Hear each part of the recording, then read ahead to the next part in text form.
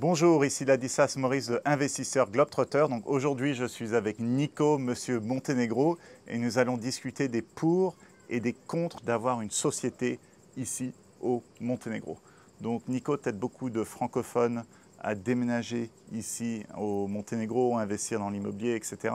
Ouais, Et t'aide beaucoup de gens en fait à créer des sociétés ici. Donc est-ce tout que à tu peux fait. nous expliquer un peu les pour et les contre? Alors, on peut commencer par les contres. Est-ce qu'il faut ouvrir ou pas une société au Monténégro? Donc en fait, le Monténégro est un pays en développement, il faut bien le comprendre.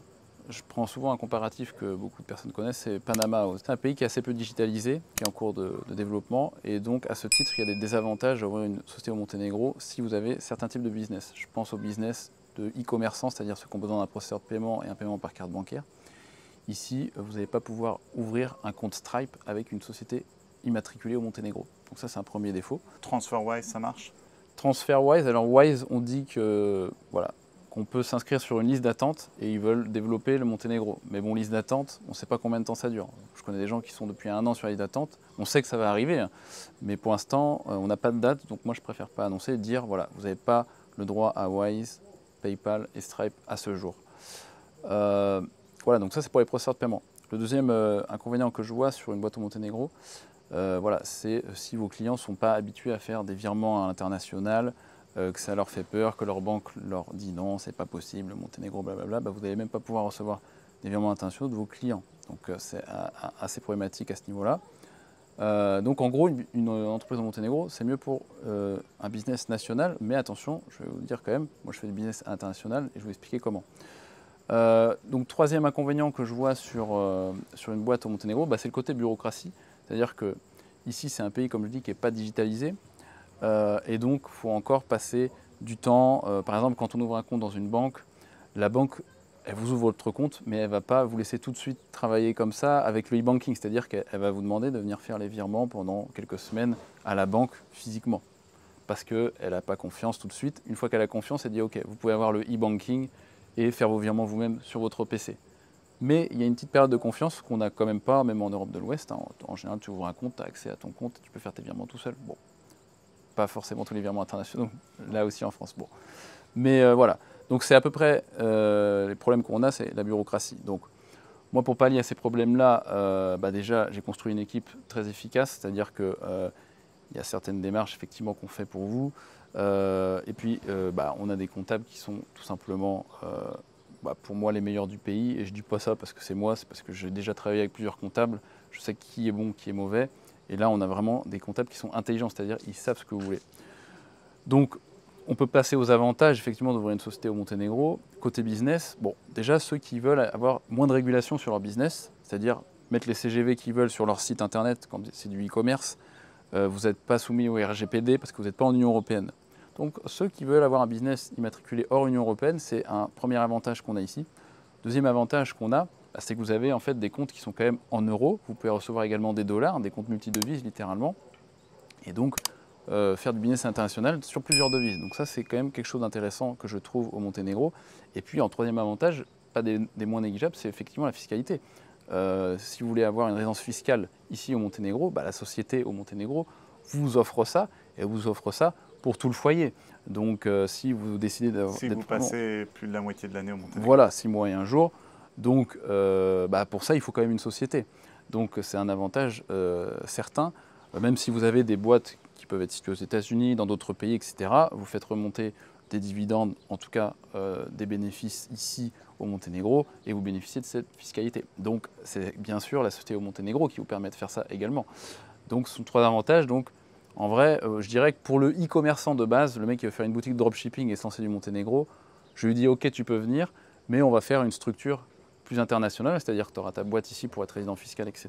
Mais sur le côté e-commerce, on te fait une structure en parallèle pour que tu sois efficace avec Stripe, PayPal et tout ce que tu veux, Wise, etc. Même d'autres processeurs de paiement. Il y a Payoneer aussi qui est très, très utilisé maintenant.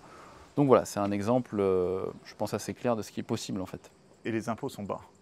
Ah bah, on est à 9% d'impôt sur les sociétés, sur les bénéfices. Et un avantage dont je n'ai pas parlé, c'est que la fiscalité, la comptabilité est assez, comment dire, L'axe.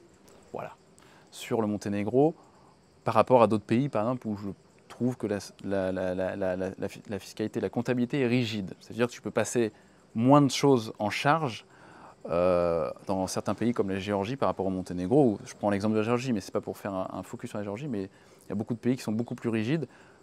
Ici, c'est cool. Les impôts, c'est pas agressif.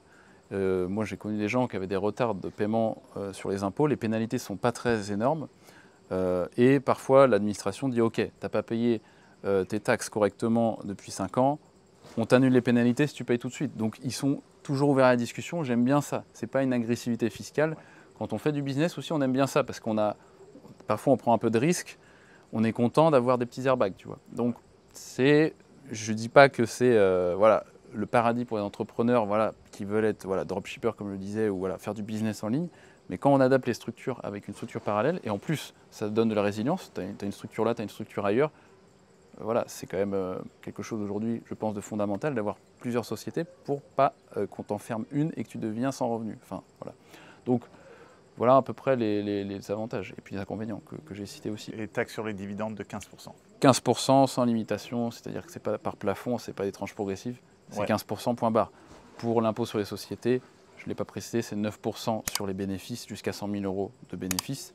Après, de 100 000 € à 1 million d'euros, je vous dis ça de tête, ou 1 500 000, mais c'est vraiment énorme, on passe à 12% et au-dessus de ça, 15%. Enfin bon, quand tu as fait 100 000 € de bénéfices, si tu dépasses un peu dans les 12%, ça va. Ouais, tu vois. Très bien. Donc en gros, la conclusion, c'est le Monténégro n'est pas une destination offshore pour les sociétés. Donc si vous voulez une destination pour une entreprise, comme tu dis, faire des trucs en ligne, à distance. Ouais, en auto-entrepreneur, tu vois, c'est compliqué. C'est pas ça. Donc le but vraiment, c'est venir ici, utiliser la structure monténégrine pour avoir la résidence ici, ne pas payer beaucoup d'impôts, être libre, tout à fait, faire du business ici au Monténégro et avoir en cas de backup, en cas de solution B, si tout d'un coup l'entreprise primaire à l'étranger arrête de marcher ou il y a un problème, vous avez toujours des comptes en euros et en dollars pour recevoir des virements internationaux. Donc jusqu'à ce que vous trouviez une autre solution. Donc voilà vraiment le cas pour lequel ça vaut le coup de créer une entreprise monténégrine. Parfait.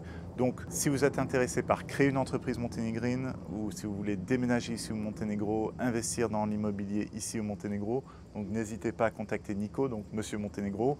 Il y a un lien en dessous avec plus d'informations et vous pouvez aussi le contacter.